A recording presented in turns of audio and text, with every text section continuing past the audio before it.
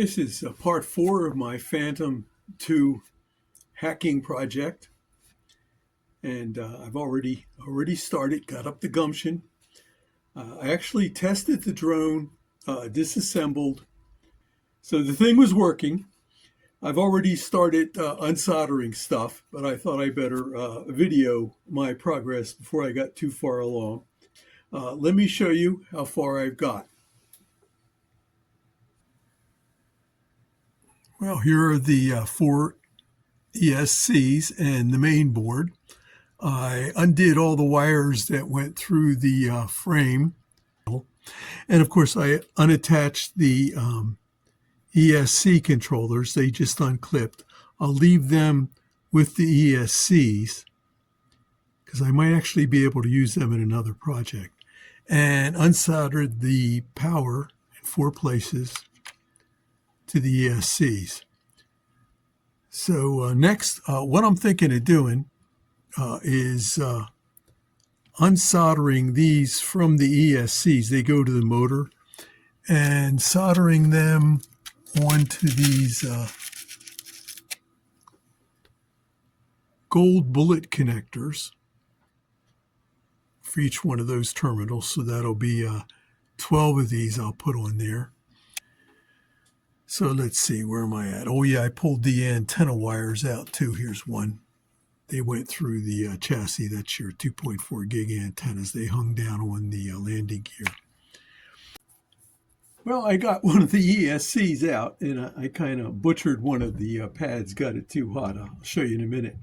What I did learn was that the way I thought might be a possibility of me doing this, that is connecting the new flight controller directly to the old ESCs, wouldn't have worked.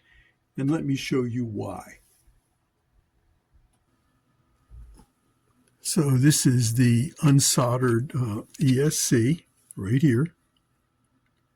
And I'm going to pull it out.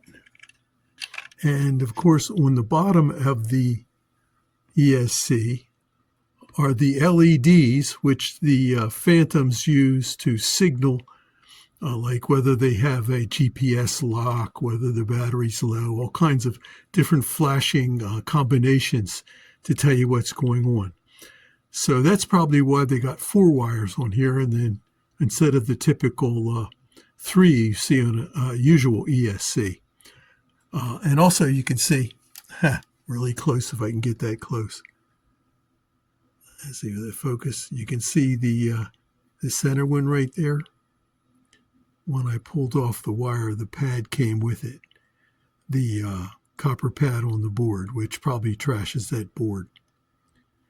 So I think what I'm going to do on these is I'll cut the cables and leave a little bit on there, and then I can use solder wick, which will take less heat to get the solder off, or just leave them on, leave it for somebody else to screw up.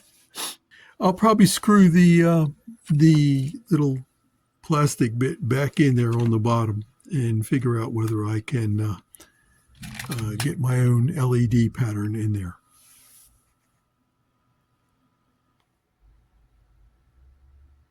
So far, well, I would say so good, but I guess sometimes you just figure things out as you go along. Project's moving right along.